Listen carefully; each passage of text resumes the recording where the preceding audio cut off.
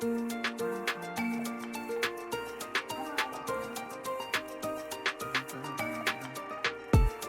evening, everyone. Jackie is a hard act to follow, but I'm excited to be here. I'm excited to be presenting. This presentation actually was a bit of an aha moment. I just woke up one morning and I said, ooh, I think I want to talk about this and I want to share about that. And so here we are. It goes from an idea and now it's the fulfillment of that. So yes, the topic I'm going to be talking about is reflective questioning for purposeful and creative living. Now, who am I? Thank you for asking, you guys. I'm basically a woman who has sometimes a complex way of thinking. More often than not, I have a creative way of thinking. Yes, that is a thing. I'm also a woman who learned a lot by asking a lot of questions. And I mean a lot of questions. You can ask my boss actually about that. And I used to get in trouble a lot when I was a kid. Now, we all know that, you know, when you grew up a certain time away, they used to tell you children are to be what? Seen, but not heard. And that wasn't quite the case with me. I always had questions. And so now I've just gotten a little better at not asking them all at once. So you learn a few tricks along the way. And I just kind of wanted to share that. And generally, I like to share with people. So what is my purpose? What is my intention today with you?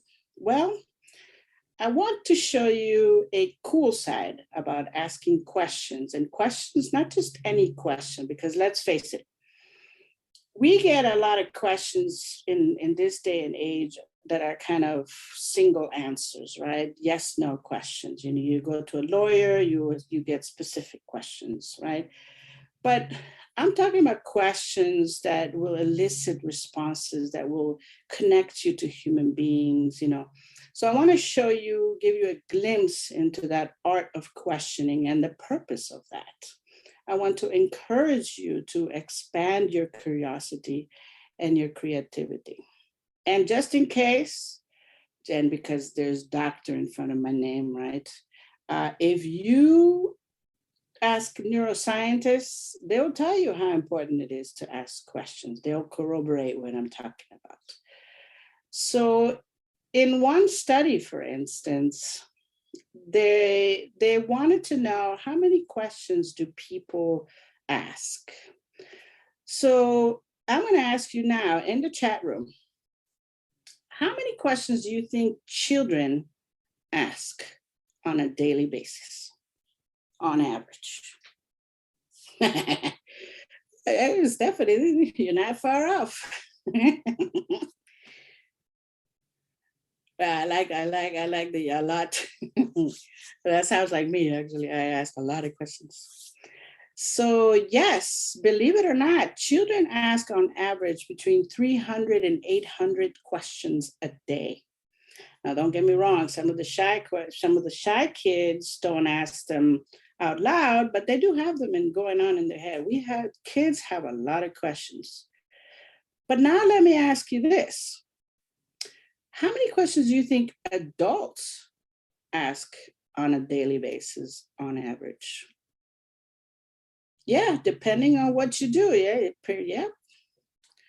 So if you're looking at the chat, you know, we're getting responses like 2, 10, 15, 5 to 10, right? And you're pretty much on target. That's pretty much the case. Now it makes you wonder, well, what happened? Did we just like one day wake up and say, okay, I got the world figured out. I don't need to ask any more questions. I'm going to ask the bare minimum. What I need to do, how I'm going to do it, and that's about it.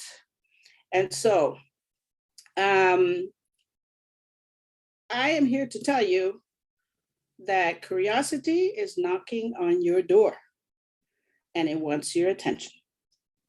So questions can do a lot for us. They help us, as you just saw with Jackie, actually. They help us to understand ourselves more. They help us to establish better communication. They help us to grow professionally and personally, and to have conversations that are meaningful with other people, and to avoid making assumptions. I often hear that actually from people that say, stop assuming things about me. Well, guess what? Ask questions. It's better sometimes to ask than to get into trouble afterwards. Trust me, I've been there.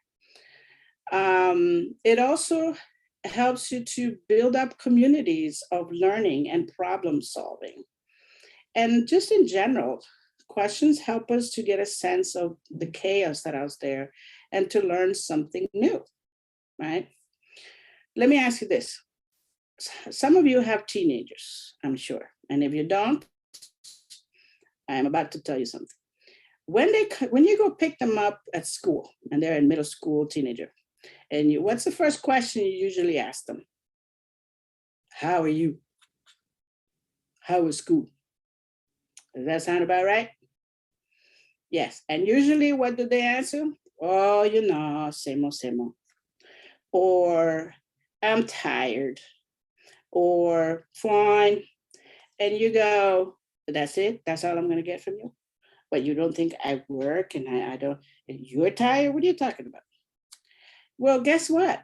One of the things that you can do is switch up those questions, right? You can say, I want something more from you today. So I'm going to ask you the following. What was one nice thing you did for someone today? Or another day, you can say, hey, you did a lot of learning today. What was one topic you heard today that you would like to hear more about? Or what was some topic that you said, nope, I don't want to see that ever again? So by asking and switching up questions, you get a little more out of them. You also surprise them because they're not expecting that. They're used to you saying, how are you? Fine. All right, let's move along. Let's not talk no more. All right. But thankfully, we are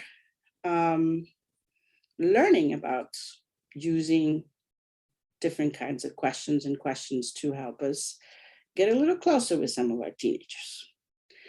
Did you know that curiosity breeds creativity? I mean, I came up with that, but I'm pretty sure that's the case because let's face it, I bet some of you are not just on Zoom, but on some sort of social media. If you're in TikTok, I don't hear it. I don't hear any songs. I don't hear any dogs barking. But who do you think came up with those? Somebody had to have some sort of question as to how can I get this person in New York City simultaneously or instantaneously interacting with someone who is in Korea? There had to be a question. And of course, from that, you have a series of more questions as you're trying to figure out answers, right? But you have to be curious. And I think sometimes culture teaches us that you stop being curious, stop asking so many questions. Well, it's true. We don't want to get intrusive in somebody's face and say, oh, tell me all about your life. Although some people do that. I do that sometimes. I go on a plane, I'll sit down, I see the next person, tell me your life story. We got 5 hours, let's go. And you'd be surprised the kind of conversations you have when you start something like that. Of course, if the person looks at you like, that's it, I need to change my seat, obviously that's a no, and that's okay. So curiosity, really essential. But today, I'm going to start with you. I'm going to make it easy, the first one, okay? What put a smile on your face today?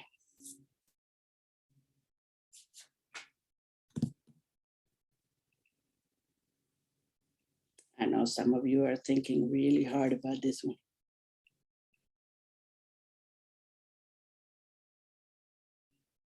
Yeah, it's always wonderful to see family. Yes, I am asking that question. What put a smile on your face today, Tamika? What made you smile? Victoria, I'm not sure what you mean by but I know there was a smile in there. Leading a terrific podcast. Yeah, that's always awesome. Woo! Those, those cats. Yes, our students. Absolutely. Absolutely. I love it. You got family going on. That's awesome. So, what is a cool or exciting goal you've been wanting to reach? Yep, we just jumped from a very easy question to a much more complex one, but this is where the good stuff is. So, what is a cool or exciting goal that you've been wanting to reach or to achieve? You don't have to give us like really personal stuff.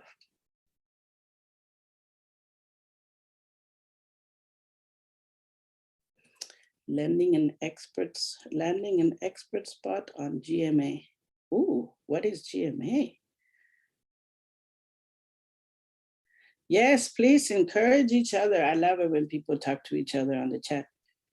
Takes the pressure off of me, I always wanted to get my master's. Ooh, Hunter, go for it. Empowering 100,000 women. Whoa, I like numbers. Those are pretty cool. Very nice. Awesome. Some of you that are not talking, you're like the shy kids. You got answers in your head, and that's okay, and that's good. That's the whole point of questions too, is to ask yourselves those questions. So, what are some ways that you have worked towards that goal?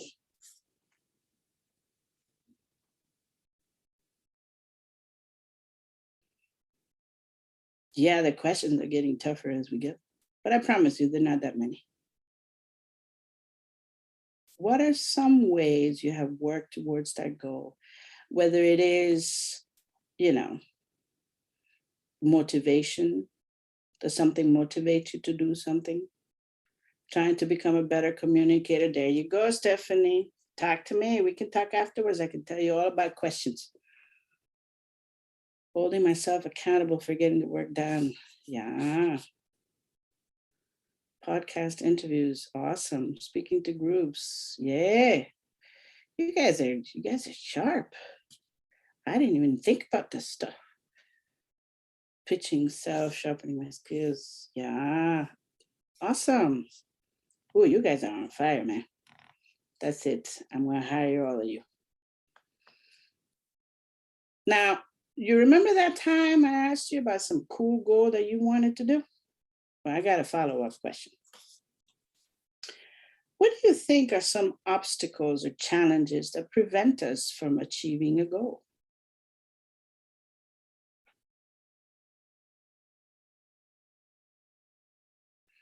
Lack of confidence. Yeah. You'd be surprised how many people have trouble with that one. Self-doubt, absolutely. Fear, yeah. Imposter, yeah. I haven't heard that one in a while, but yes, imposter syndrome. Absolutely. The unknowns of life, yeah. And so some people, like in my case, I may even say health, right? Sometimes health also, creates a bit of a, but yeah, thinking we have to be perfect before we move forward. Yeah, that's true too. Perfectionism, yeah. Yeah, absolutely. Ooh, you guys are on fire, man. Awesome. All right, I got one more question, maybe. At least on the slide, I got one more question. So, what do you do or can do to help someone else achieve their goal? This is particularly important when it comes to us women, because sometimes we feel a little intimidated by other women. Sometimes there is rivalry or competition, or we're just hard on ourselves. Sometimes we compare ourselves, right? So what can you do, or what do you do to help others achieve their goal? Provide support, absolutely. Listening, yeah. Help them create a flexible plan, yeah. You can even think about, as you were in the previous questions, you think about how you did things. Are those some of the things that you could transfer to other people as well, that you could help them to work towards, right? Big one, promote, share what they are doing well, share their strengths, absolutely. Right? Listen to their fears and frustration, yeah. Yeah. Provide mentorship, yeah. Oh, I think I'm gonna call you guys when I publish. I'm gonna quote you. You guys are awesome. Thank you so much for all these wonderful answers. So as we were going through these questions, if you didn't notice, the questions were geared towards you, but not just you, right? These questions could pretty much apply to anybody. And these questions are things that you can even talk for yourself, or when you are trying to connect with other people. So I kind of thought about, something that I consider the 3 C's, right? You can ask questions to understand yourself and what I call the character, right? And these are some example of questions that you can ask yourselves, like, what characteristics make you? Like, why are you unique, right? What makes, Jacqueline, Jacqueline? What makes Tamika, Tamika? What makes Samantha, Samantha, right? And then you can ask questions like, what skills do I have, or want to have? What dreams and aspirations do I have? What am I passionate about, right? Actually, I was speaking to my friend yesterday, and I said, what would you want somebody to ask you if they were helping you with your purpose in life? She goes, well, I want them to ask me about what I'm passionate about. And I said, you know what, that makes a lot of sense. So as you can see, she even helped me to create this slide. There's also this idea that we have to connect with the world, that we have to connect and understand the world, right? And we do that by understanding how our bodies work, how our minds work, how our spirit work, right? And how they tie in together, and how we make sense of the world. And then not just connect and understand the world, but we also we're not loners, right? We're not on earth walking by ourselves, right? We at some point are going to bump. If you're in New York, you're going to bump every 2 seconds in somebody, but you're going to bump into somebody, and you need to interact, hopefully. So questions also help us to build communities, right? To create communities, whether it's our family community, a school community, our people from work, right? So how do you build up your family? How do you create trust with or for others? How do you contribute to the growth of any community? And really what it boils down to when you're asking questions that are not just personal, they're also professional, but it's not always about you, right? But in order to do that, you have to understand yourself. And from that point, you will see your biases, you will see what your perspective is and so forth. And then you also look at how the world works, right? One of the interesting things is, for instance, that Hewlett Packard, for instance, asked the questions to their employees, and they said, how can we be the best industry in the world? And one of their employees answered by saying, well, the way I see it is what motivates me to get up in the morning is to be the best person I can be for the world. And I think that was such a brilliant statement. And apparently I wasn't the only one, because Hewlett Packard did an entire marketing based on that statement. How can we be the best for you? It's funny how one question, in the question it was, how can we be the best, which denotes competition. And the answer of one employee changed the whole scenery into how can we be the best for you? One word, from we to for. And for denotes contribution. Now, you may have seen in some slides some numbers. Well, I didn't come up with these questions all by myself. I obviously do a lot of reading. And these guys, Will Wiss and Chad Weiss, and Chad Littlefield, they created a pretty nifty pyramid in this book that they called Asking Powerful Questions, Create Conversations That Matter. And I said, ooh, this is my kind of book, because this is going to help also for me to, structuralize my questions, right? And I like their pyramid because it has to do a lot more with us and how we ask the questions and where are we coming from, right?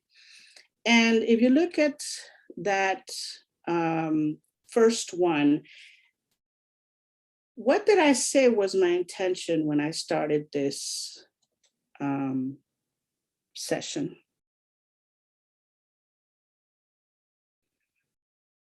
Yes, that is a question.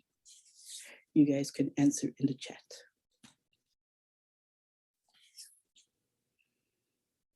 What was one thing that I said to you that I wanted to accomplish?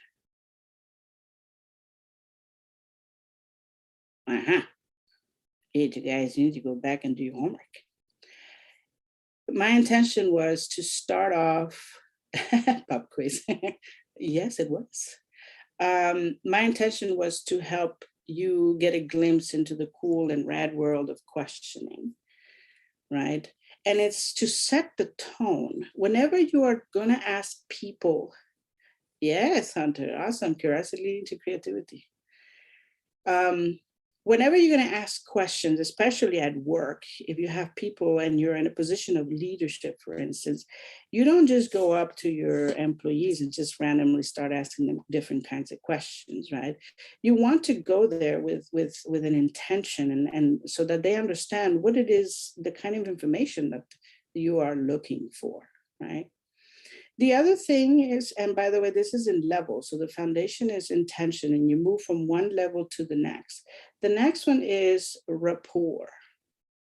So you need to show genuine curiosity in what you are asking. Because if you sound like you're bored out of your mind and you're asking somebody a question, I can guarantee you, you may not quite get the answers that you want. We move on next to an openness. When you're asking questions to people because you're trying to achieve something, you're trying to, get everybody on board, or trying to, you're trying to accomplish something, or you're trying to get certain information, you want to be able to ask people questions with openness. You're asking questions that will incite and elicit different answers. And in a way that people don't feel that you're going to judge them because they're telling you something, right? The other is listening. And this one seems odd because you're like, well, wait a minute, you're the one asking, what are you talking about listening? Well, if you're going to ask a question, and let's face it, ladies, how many times have we ever heard, you're not listening to me? And I heard you, no, you are not listening to me. Well, what's meant by that? Well, when you're listening, you are giving the person you're giving the full attention to what they're saying, and you're affirming as they're giving you statements, right? But also you follow up with questions, because it allows the person to see, oh, they really were paying attention. Well, that's new, right? Because otherwise, where is the connectivity with the person, right? And the last one, which seems a little odd and off, is empathy. We all like to think that we can walk in somebody's shoes, right? You see somebody who's drowning, and your instinct is like, oh no, you feel the sympathy and the empathy, but you also are not going to just go ahead and, if you don't know how to swim, for instance, you can't exactly go jump inside and rescue them, right? Because you do that and you're kind of both stuck. So empathy is not just walking with people in their shoes and understanding, but it really is about focusing on others without losing your own footing, without losing the big picture. Sometimes this happens, that we get so engulfed in what somebody is telling us and their story. And so we kind of like, and then all of a sudden we're not sleeping at night because we're just in all sorts of turmoil. Like, hold up a second. What was your intention? What was your, what was it that you were trying to achieve? And of course, when one level doesn't work, then try again. You go back to the one before. It says, I must have missed something. Let me bring it back to a different level, until you may have to start from scratch in intention, and that's okay. Colorín colorado, este cuento se ha acabado. And that pretty much means that's it for me. Thank you so much for your time. I hope that you guys got a chance to learn a little bit about the art of questioning. Claudia, thank you for that first session. For everyone here now, we will have a large group panel Q&A session during our happy hour. But if you have those burning questions for Claudia, now's a good time to ask her about the technique itself. We can dig in deeper into all kinds of stuff during the happy hour, but any good questions about the technique, the process, what we're getting out of today's session, feel free to ask in the chat and we'll pull those out.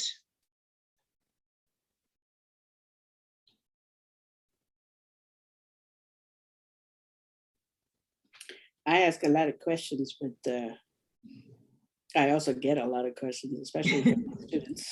And Claudia, we do have a question for you about using this process, this mindset of asking questions. Can you tell us more about using it in work settings, whether we're building our own business and working with our team, whether we're working within an organization with a team, whether we're in an office with 20 other colleagues? How do you take this and apply it to that setting? So I'm going to take as an example, our own company, right? So ET Consulting is your baby, Jackie's, right? And you originally started with one intention. And then came Claudia and just kind of stirred the waters a little bit. And you said, oh, okay, this is going on. All right, Claudia, let's do this, right?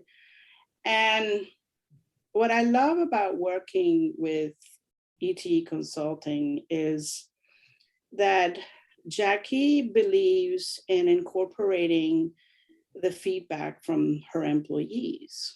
And she develops a great rapport with everyone. And a lot of the reason behind that is she actually asks you questions along the way that she then incorporates as part of the infrastructure development of ET Consulting.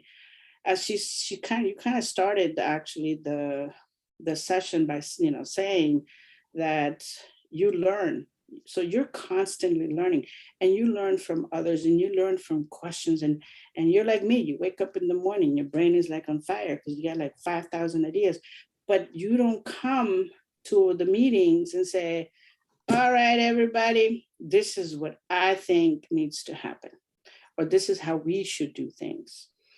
And so as we're growing and as we're developing our structure, you kind of bring me in to ask some of those questions of, and Lisa and Hunter kind of know, we create surveys to ask each other questions and what we think is the best way to move forward, whether it's developing our values, whether it's developing a handbook, where it's developing our mission statement, our vision statement. Every business has different steps, right? And they're in different parts of their growth. And so all the questions that you ask are in relevance to every stage in a business.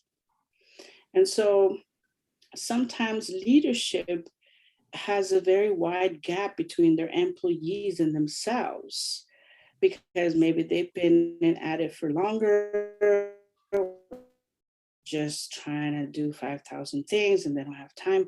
But you'd be surprised at how this model of incorporating employees into the process of growing as a business is actually taking a lot of flight.